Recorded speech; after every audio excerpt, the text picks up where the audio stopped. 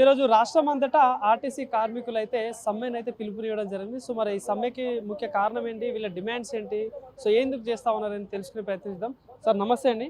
So రాష్ట్రం అంతటా RTC బస్సులని బంద్ చేయించిళ్ళు, సమ్మెనైతే పిలుపునివ్వడం జరిగింది. గతంలో కూడా చేసిళ్ళు, అప్పుడు చాలా 50 రోజులకు పైన చేసిళ్ళు కాబట్టి సో మరి ఈ సమ్మెకి ముఖ్య ఉద్దేశం కావచ్చు, ఏం డిమాండ్ చేస్తా ఉన్నారు ప్రభుత్వానికి?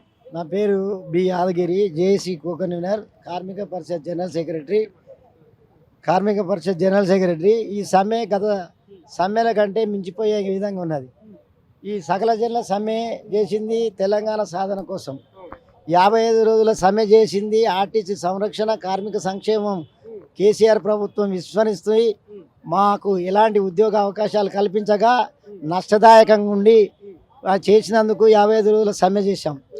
ఆ సమ్మెలో మరి కేసీఆర్కు వ్యతిరేకంగా రేవంత్ రెడ్డి గారు సర్వనాథ్ స్టేడియంలో మాకు సపోర్ట్ చేసినందుకు కాంగ్రెస్ ప్రభుత్వాన్ని, రేవంత్ రెడ్డి నాయకత్వాన్ని బలపరిచి గెలిపించి నందుకు ఎలక్షన్ మేనిఫెస్టోలో 6 గ్యారెంటీలు పెట్టారు ఆర్టీసీ సంరక్షణ కోసం. ఈ 6 గ్యారెంటీలు ఆర్టీసీని ప్రభుత్వంలో విలీనం చేస్తాము, ఆర్టీసీలో యూనియన్ల పునరుద్ధరణ చేస్తాము, ఆర్టీసీలో ఆధునిక సౌకర్య బస్ స్టేషన్లు, బస్ డిపోలు, బస్సులు కొనుగోలు చేస్తాము, అన్ని కేటగిరీలో రిక్రూట్మెంట్ చేస్తాము, మన ఎంప్లాయీస్కి రావాల్సిన పే స్కేల్స్ 2 పే స్కేల్ ఇస్తాము, అన్ని ప్రమోషన్లు ఇస్తాము. ఇవన్నీ నమ్మబలికి ఒక్క గ్యారెంటీ కూడా ఈ ప్రభుత్వం ఇవ్వలేదు. ఈ 6 గ్యారెంటీలు అటకెక్కించింది. మా సమస్యలు పట్టించుకోలేదు. గత సంవత్సరం మే నెలలో సమ్మె చేద్దామంటే ముఖ్యమంత్రి గారు ఇప్పుడే కుదుటపడుతుంది ప్రభుత్వం అంటే వారి విజ్ఞప్తి మేరకు ఆపాము. తర్వాత పొన్నం ప్రభాకర్ గారు కూడా చర్చలు పిలిచి సమ్మె 7వ తారీఖు డిక్లేర్ చేస్తాడు. ఇండియా పాకిస్తాన్ వార్ వస్తుందంటే మరి దేశభక్తితోటి సమ్మె వాయిదా వేసుకొని సంవత్సర కాలమైనా కానీ నిన్న నైట్ కూడా చర్చలు జరిపినట్టున్నారు. మరి ఎందుకు విఫలమయ్యాయి, ఏం డిమాండ్ చేసిళ్ళు, అసలు అధికారులు ఏమన్నారు? 32 డిమాండ్లలో 6 డిమాండ్లు ఉన్నాయి. ఈ 32 డిమాండ్లలో ప్రభుత్వం పరంగా ఐఏఎస్ ఆఫీసర్స్ వచ్చారు, యాజమాన్య పరంగా మా ఎండి గారు, అధికారులు పాల్గొన్నారు. ఒక్క డిమాండ్ కూడా సానుకూలంగా స్పందించలేదు. ఒక్క డిమాండ్ కూడా మేము పరిష్కరిస్తాము అన్న పాపాన పోలేదు. 4 వారాల వ్యవధి అడిగారు. 4 వారాల వ్యవధి, సంవత్సర కాలము టైం ఇచ్చాము.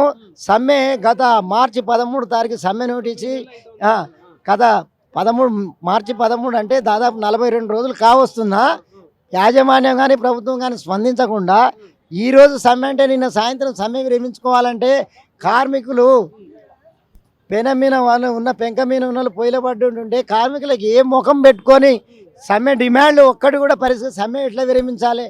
సమ్మె విరమించే ప్రసక్తే లేదు.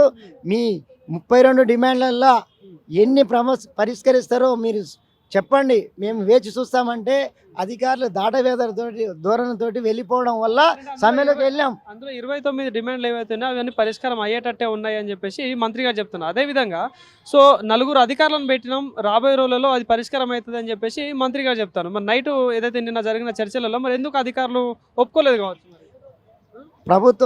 ప్రభుత్వం ఏమో హామీలు ఇచ్చింది, అధికారులను పంపించారు. ప్రభుత్వం ఏది చెప్తే అధికారులు అదే చేస్తారు. ఇదంటే కాలయాపన చేసి కార్మికుల సమస్యలను పక్కదారి పట్టించి ఈ ఎలక్ట్రో బస్సులు తీసుకొచ్చి ఆర్టీసీని కంప్లీట్ ప్రైవేట్ పరం చేయాలని కేంద్ర ప్రభుత్వంతో రాష్ట్ర ప్రభుత్వం కూడా వంతబలుపుకొని ఆర్టీసీని కనుమరుగు చేసే దిశలో ప్రభుత్వము యాజమాన్యం ఉన్నది. కాబట్టికే చైతన్యమైన కార్మికులుగా సమ్మె చేసి ఆర్టీని సంరక్షించుకొని కార్మికుల కష్టాలను యూనియన్లు పునరుద్ధరించుకొని మా కష్టాలను, మా డిమాండ్లను నెరవేర్చుకోవాలని సమ్మెలోకి వెళ్ళాం. సో అంటే ప్రభుత్వం ఏమంటా ఉందంటే 10 ఏళ్ళు బీఆర్ఎస్ గవర్నమెంట్లోనేమో అన్యాయం చేసింది. సో మేము మా ప్రభుత్వం వచ్చినాక వాళ్ళకి హామీ ఇచ్చి నెరవేరుస్తా ఉన్నాం. పిఏలు కావచ్చు, పిఆర్సీలు కావచ్చు, డిఏలు కావచ్చు, 2013లో పెండింగ్లు ఉన్నాయని కూడా క్లియర్ చేసుకుంటా వస్తున్నాం ఒక్కొక్కటి. సో కొంచెం సమయం ఇస్తే చేస్తామని చెప్పేసి మంత్రి గారు చెప్తాను. నమ్మొచ్చు అంటారా ఇవన్నీ? ఇది అసంబద్ధమైన మాట, వాస్తవం లేని మాట, వాస్తవానికి విరుద్ధంగా ఉన్న మాట. మహాలక్ష్మి స్కీమ్ 48 గంటలలో మీరు ఇంప్లిమెంట్ చేసుకొని అనేక వేదికలు మహాలక్ష్మి కార్మికులు కష్టపడుతున్నారు. అంటే ఫ్రీ బస్సు పెట్టి మా ఆర్టీసీ కార్మికులను కూడా కడుపు లేదు, ఫ్రీ సర్వీస్ చేయమంటురా, మా కడుపు లేదు, మీరు కూడా ఫ్రీ సర్వీస్ చేయండి అంటే 3 బస్సుల మంది ఒక బస్సులో ప్రయాణం చేసి మహిళలకు జుట్టుపట్టుకొని కొట్టుకోవడము, బంగారు వస్తువులు పోగొట్టుకోవడము, తలలు పగలు కొట్టుకోవడము, కండక్టర్ల డ్రైవర్ల మీద దాడి చేస్తే ఈ 3 బస్సులు ఉండాలని అంటున్నాము. అంటే ఇప్పుడున్న బస్సులకు అదనంగా కొత్త బస్సులు కొనుగోలు చేయాలి అంటున్నాము. కొత్తగా కండక్టర్, డ్రైవర్లు, మెకానిక్, సూపర్వైజర్, సెక్యూరిటీ అన్ని కేటగిరీలో నింపాలని అంటున్నాము. అది ప్రభుత్వం చేయకుండా విస్మరించింది కాబట్టి సమ్మెలకు దేవాల్సి వచ్చింది. ఇప్పుడు ప్రభుత్వం మారింది, ఈ ప్రభుత్వం దాదాపుగా 2.5 సంవత్సరాలు అవుతా ఉంది. 10 ఏళ్ల ప్రభుత్వానికి ఈ ప్రభుత్వం డిఫరెన్స్ ఉందా? మీ సమస్యలు అట్లనే ఉన్నాయా? గత ప్రభుత్వంలో యాజమాన్యము లీవులు అంటే యూనియన్లు అనుమతించింది. ఇది 19 కానించే యూనియన్లు ఇవ్వలేదు. అంతకుముందు కేసీఆర్ ఉన్నప్పుడు యూనియన్లు ఉన్నాయి. ఏవైతే సమ్మె చేసినామో యూనియన్లు రద్దన్నాడు.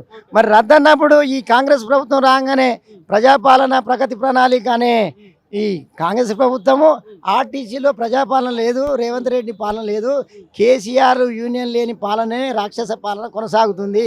అధికారులను లీవ్ ఇయ్యక, తల్లిదండ్రులు అనారోగ్యం పాలైనా, బంధువులు చనిపోయినా, ఇంట్లో ఎవరైనా చచ్చిపోయినా కానీ లీవ్ ఇవ్వకపోతే పాడెల కాడ ఉండి పాడె మోసినట్టు మరి లీవ్ ఫోటోలు పెట్టే పరిస్థితి దాపురించాము. మరి ఇలాంటి దుర్భర పరిస్థితి 96 ఏళ్ళ ఆర్టీసీలో ఎప్పుడూ లేదు. అంటే ఈ కాంగ్రెస్ ప్రభుత్వము మా సమస్యలకు పట్టించుకోవడం పాపాన పోలేదు. అందుకనే సమ్మె చేయవలసి వచ్చింది. కార్మికులు కడుపు మండి, గుండె మండి ఈ సమ్మెలోకి వెళ్ళారు. అంటే కేవలం అధికారంలోకి రావడం కోసమే మీ ఆర్టీసీ ఉద్యోగుల కార్మికులను కావచ్చు, మీ ఓట్ల కోసమే ఇదంతా హామీలు ఇచ్చి కాలయాపన చేసింది అనుకుంటున్నారా? ఇది ప్రభుత్వం పరిశీలించుకోవాల్సిన అంశం. మేము ప్రభుత్వాన్ని నమ్మాం, రేవంత్ రెడ్డి గారిని నమ్మాం.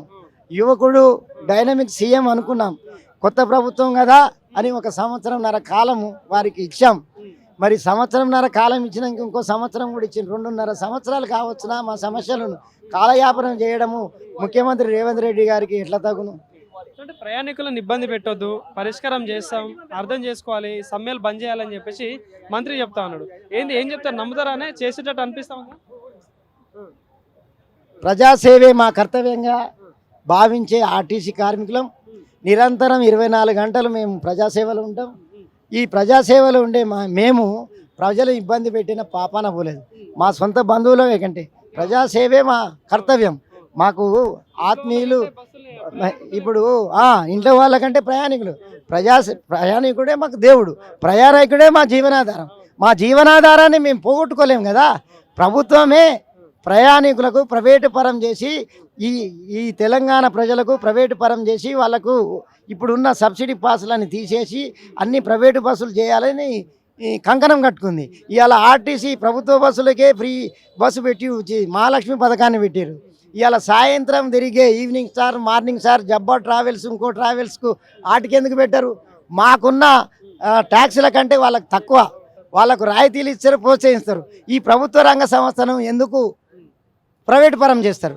ఇవాళ నిజాం అనే రాజు ఇవాళ 96 ఏళ్ళ చరిత్ర గల ఆర్టీసీ, గిన్నీలు బుక్ ఆఫ్ వరల్డ్ రికార్డు సాధించిన ఆర్టీసీ, యాక్సిడెంట్ రేషియో తక్కువ, ఎక్కువ సామర్థ్యం బస్సులు కలిగి ఎంతో నైపుణ్యం కానీ జాతీయ అవార్డులు గెలుచుకున్న మా సంస్థ ఇవాళ నిర్వీర్యం చేయడానికి కాంగ్రెస్ ప్రభుత్వానికి ఎట్లా మనసు ఒప్పింది? మోడీ ప్రభుత్వము అక్కడ కేంద్రంలో బిఎస్ఎన్ఎల్, రైల్వే, డిఫెన్స్ అన్ని ప్రైవేట్ పరం చేసిరు, అవుట్సోర్సింగ్ చేసిరు. అంటే ఈ దేశంలో ఉన్న యువకులకు, యువతులకు, చదువుకున్న పిల్లలకు ఉద్యోగ అవకాశాలు కేంద్ర రాష్ట్ర ప్రభుత్వాలు కూడబలుపుకొని అంబానీ, ఆదానీలకు కట్టబెట్టాలని అనుకుంటుందని మీ ద్వారా డిమాండ్ చేస్తూ ఉన్నాం. ఇవాళ కేంద్ర ప్రభుత్వం కానీ రాష్ట్ర ప్రభుత్వం కానీ అన్ని పబ్లిక్ సెక్టారే ఉండాలని. ఈ పబ్లిక్ సెక్టార్ ఉంటే ప్రభుత్వాలకు మనుగడ ఉంటాయి. ప్రైవేటు పరం చేస్తే ప్రభుత్వాలు, కేంద్ర ప్రభుత్వం కానీ రాష్ట్ర ప్రభుత్వం కానీ ఉండదని మరి హెచ్చరిస్తూ ఉన్నాం. ఇక్కడ ఇంకోటి ఏంటంటే, ఇప్పుడు ఇదే కాంగ్రెస్ ప్రభుత్వం ఎన్నికల ముందేమో ప్రభుత్వంలోకి విలీనం చేస్తానని హామీ ఇవ్వడం జరిగింది. మరి చేయడానికి అడ్డం వస్తూ ఉంది సార్? ప్రభుత్వానికి చెప్పిన హామీ నెరవేర్చడానికి అడ్డం వస్తూ ఉంది. ప్రభుత్వంలో విలీనం చేస్తే ప్రభుత్వానికి లాభదాయకమై ఉంటుంది. కాబట్టి విలీనం ఎందుకు చేయమన్నామంటే నష్టాల కారణము ప్రభుత్వ విధానాలు, మేనేజ్మెంట్ విధానాలు. కార్మికులు కష్టపడతా ఉన్నారు. ఈ ఆర్టీసీ నష్టం అని అన్ని మన అద్దె బస్సులు తీసుకొచ్చి అద్దె బస్సు కనీసం దాని నిర్వహణ, దాని ఖర్చు 6 సంవత్సరాలు వెళ్ళిపోతుంది. ఇంకా 9 సంవత్సరాలు మనం నడుపుకుంటాం. ఈ మన పర్సనల్ కాస్ట్ ఎక్కువైతుందని అద్దె బస్సులు తీసుకొచ్చి కమిషన్లకు కకృతిపడి మేనేజ్మెంట్, ప్రభుత్వాలు అద్దె బస్సులను ప్రోత్సహిస్తున్నది. ఆ ప్రోత్సహించడం వల్ల ఈ ఆర్టీసీలు నిర్వీర్యం అవుతాయి. కాబట్టి ప్రభుత్వము ఈ విలీనం చేస్తే ప్రభుత్వానికి మంచి పేరు వస్తుంది. గవర్నమెంట్ ఉంటే గవర్నమెంట్ అని ఆదరిస్తారు. ప్రభుత్వానికి కూడా ఆదరణ ఉంటుంది. ప్రభుత్వం తన ఉనికిని తానే కోల్పోయే పరిస్థితిలో ఉన్నది. కాబట్టి ప్రభుత్వానికి మేము వేడుకునేది ఏంటంటే ప్రభుత్వానికి ప్రతిష్ట చేయాలి అని మేము కోరుకుంటే, ఇప్పుడు మహాలక్ష్మి పథకం స్కీమ్ పెడితే అనేక వేదికల మీద ప్రకటించుకుంటున్నారు. ఇవాళ 10,000 కోట్ల మహిళలు ఆదా చేసిరని. 10,000 కోట్ల ఆదా అయినప్పుడు ఆ 10,000 కోట్లే ఆర్టీసీకి ఇస్తే ఎన్ని వందల వేల బస్సులు వచ్చాయి, ఎన్ని వేల మందికి ఉద్యోగ ఉపాధి అవకాశాలు కలిగాయి. కావాలిగా ఫ్రీ బస్సు ఇవ్వండి, ఏదన్నా ఇవ్వండి, ప్రభుత్వ పరంగా ఉండాలి, ప్రభుత్వము సంరక్షించుకోవాలి, ప్రభుత్వము ప్రజలకు మేలైన సౌకర్యాలు రవాణా వ్యవస్థను పటిష్టం చేయాలని డిమాండ్ చేస్తూ ఉన్నాము. విలీనం చేయడం వల్ల నష్టదాయకమైన సంస్థ ప్రభుత్వం భరించాలని, ఆ ప్రభుత్వం కూడా నష్టంలోకి నెట్టాలని చూస్తలేం. కాపాడాలి, ప్రభుత్వానికి లాభం రావాలి, ప్రజలకు సౌకర్యం కావాలని మేము. మంత్రి గారు ఏమంటా ఉన్నారంటే మీకు సంబంధించిన పెండింగ్ ఏవైతే ఉన్నాయో పిఎల్ కావచ్చు, డిఏలు, పిఆర్సీలు క్లియర్ చేసినామని చెప్పేసి గత ప్రభుత్వం అన్యాయం చేసింది మేము చేసినామని చెప్పుకుంటున్నారు మంత్రి. వాస్తవేనా ఇది? ఈ డిఏలు అనేవి కరువు భత్యం సార్, తెలుగులో మాట్లాడంటే. ఇప్పుడు కరువు వస్తే పంటలు పండక అవి ఉంటే ధరలు పెరిగిపోతూ ఉంటే ఆ ధరలకు అనుగుణంగా 1%, 2% డిఏ ఇస్తారు, కరువు భత్యం ఇస్తారు. అది ఉద్యోగికి 6 నెలలకు ఒకసారి ఇచ్చేయి, అది గొప్ప కాదు. పిఆర్సీలు 2013 పే స్కేలు ఏరియర్స్ 5 సంవత్సరాలు బాండ్లు ఇచ్చిండు. 5 సంవత్సరాలకు ఇచ్చి 7 సంవత్సరాలు కాంగ్రెస్ ప్రభుత్వం అమౌంట్ ఇచ్చింది మొన్న 2024లో. 24లో ఇస్తే వాళ్ళు ఎంతోమంది చచ్చిపోయారు, ఎంతోమంది సస్పెండ్ అయ్యి రిమూవల్ వాళ్ళకు రాలేదు. పిఆర్సీ 2017 పే స్కేలు పిఆర్సీ 5% పెంచారు, 30% హెచ్ఆర్ఏ ఉంటే 24% చేశారు. ఆడ 6 కోసి ఈడ 5 ఇచ్చారు. ఈడ pay scale 17 pay scale arrears retire అయిన ఉద్యోగులకు రాలే, సర్వీస్లో ఉన్న వాళ్ళకి రాలే. 21 పే స్కేలు రావాలి. మన రాష్ట్ర ప్రభుత్వ ఉద్యోగులకు మాకు 28% వ్యత్యాసం ఉన్నది. అదేవిధంగా 25 పే స్కేలు ఏప్రిల్ నుంచి రావాలి. అంటే గత ఏప్రిల్ 25 నుంచి రావాల్సిన పే స్కేలు 1 ఇయర్ కూడా అయిపోయింది. అయిపోయినా కానీ 2 పే స్కేలు బాకీ ఉన్నారు. ఈ తర్వాత 17 పే స్కేలు బాకీ ఉన్నారు. అన్ని కేటగిరీలు రిక్రూట్మెంట్ చేయలేదు, పని భారం పెరిగింది, మహిళలు అర్ధరాత్రి కూడా పనిచేసే పరిస్థితి ఏర్పడ్డది. దీనివల్ల కార్మికుడు, కష్టపడే కార్మికుడు, కడుపు గాలి గుండె మండే కార్మికుడు సమ్మెలకు ప్రభుత్వం దించింది, యాజమాన్యం దింపించింది. కాబట్టి ఆ సమస్యలు పరిష్కరించే వరకు ఈ సమ్మెలో కొనసాగుతారని మీ ద్వారా తెలియజేస్తాను. Thank you. Thank you.